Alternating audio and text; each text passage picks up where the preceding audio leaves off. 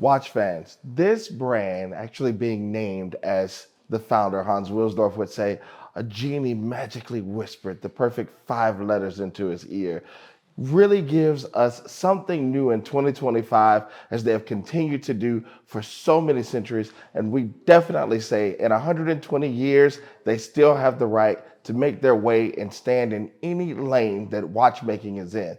So when we look at Rolex, we know that there's always been that professional watch, there's always been that diver, there's always been that GMT that has come along, and Rolex has always invented something that would actually get to the next level where they would actually have that chance to say, hey, no matter what is going on, we can always stand the test of time and also create something that's going to be absolutely different. Well, this year, it has definitely been that. So for Watches and Wonders, the 2025 the Land-Dweller has definitely set a place now in all of our hearts. And it's been one of those things that we've heard some great and amazing reviews from people, but we've also heard some people say, well, maybe this is not the watch for me. But if you actually take the time to look really close, you'll see a lot of fun history inside of this watch. And there's going to be a lot of fun things and details that have actually been placed there to make sure that Rolex is still there to compete. The watch itself is definitely amazing, and it comes in a few different variations. This particular one is actually going to be one of the Rolesors. Rolesor meaning 18 karat in stainless steel. With the 18 karat fluted bezel, they have actually kept their uniqueness, which we know and all love for the fluted bezel with Rolex.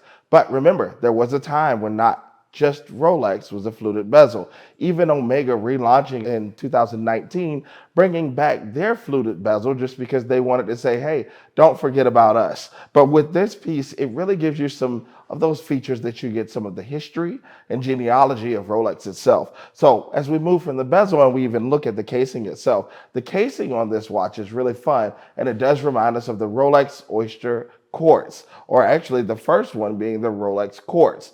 This really has given you so many of those design features that are now reintroduced and brought alive again so that we have that integrated case. That allows the actual watch bracelet to be integrated so it falls perfectly on your wrist. So when you're looking at the watch itself and it's laying over, then you can just decide, do you like the larger 40 millimeter, or is 36 a little bit better for you for how it tapers and tailors? But that's one of the big things. Now you do have the ability to have that tapered and tailored feel where it just kind of runs or drips down your actual wrist, which I personally love. That's going to give Rolex the opportunity to compete more so in the Audemars Piguet market and the Patek Philippe market, so that Rolex can say, hey, we are still the #1 name brand, the only name bigger than Coca-Cola, and actually known in more indigenous countries. So Rolex has definitely set themselves apart again, but also keeping their true DNA for the pieces that they have created. I love the new dial, that honeycomb. This is actually called Intense White with the honeycomb motif. And that is really a beautiful dial. It gives us something that's different to look at, not something that we can find in any of the other lines. So it actually sets itself apart as well. So when we look overall for the different things that it gives us, it really gives us some features and readability on there with the chroma light as well, so that you do have the lettering that stands off. And it's also going to look good and does its job in dark as well. This piece, again, with the fluted bezel, the integrated bracelet itself, the dial that is going to be that honeycomb motif, those are features that we look for always when we're looking for a Rolex. Also, of course, we can never forget that Cyclops lens in that date window. But what they have definitely set themselves apart in is going to be the new movement for this watch itself as well. So the watch itself actually has a 71-35 movement, which with the 71-35 movement, this case is even a lot thinner. So this one being a 9, when we actually normally see things around an 11 or a 13, they've actually slimmed out the case so that it helps with the integration of the bracelet. But the movement itself is absolutely fantastic, with a new escapement actually inside of it as well.